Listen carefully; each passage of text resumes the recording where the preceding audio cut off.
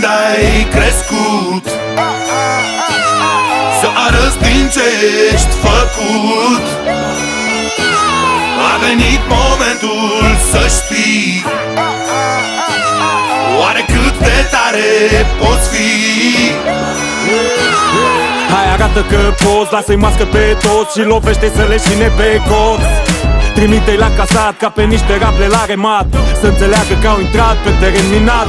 Ai talent, trebuie să porți coroana, știu drumul e lung ca Pan-Americana. Schimbă panorama, nu ai ce să pierzi, mai ales când ai ceva în care să crezi. Trage în țeapă, frate, la fel ca Țepeș, ca să făcă ADN-ul pe preș, să iasă cash.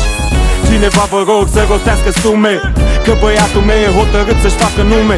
Nu e timp de glume, citește adversarul și unde doare cel mai tare dă cu parul. Lovește cu ciocanul, preia controlul dacă vrei să-ți asiguri viitorul, dă tare. Tu ai vrut de când ai crescut să arăți din ce ești făcut. A venit momentul să știi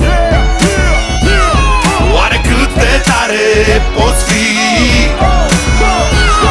Poți să lupți și să pierzi sau să pierzi oricum, așa că dă-le să sară, dă-le să sară. Dă-le noapte de Arad și beton de București, dă-le să sară, dă-le să sară. Dă perversă de Craiova serios, ca în Moldova, ca să știe tot și și cine este la prova. Și faci tot ce faci să faci și să faci bine, nu te dai în spate nici cu glonț după tine.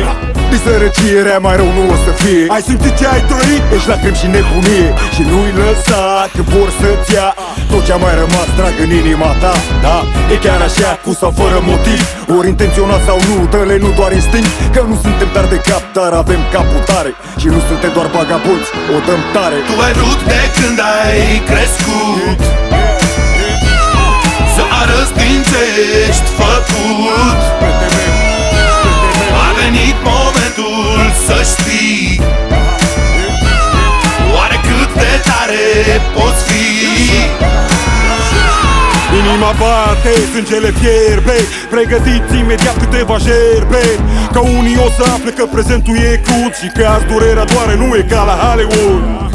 Repet, durerea trebuie să doară, să te compare cu o bombă nucleară. Și toate javrele să astupe urechile, să ascundă privirile, să-și înghită vorbele. La adversari să le dea eroare, că n-au știut vreodată ce înseamnă devastare.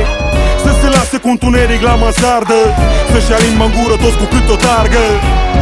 Joacă-te cu mintea lor, să uite cum îi cheamă, cine sunt și ce vor. Toacă-i mărunt, mic de tot, compot, fă-le cea mai tare groapă, tare, tare de tot. Tu ai vrut de când ai crescut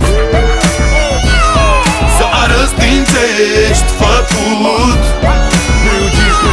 A venit momentul să știi oare cât de tare poți fi.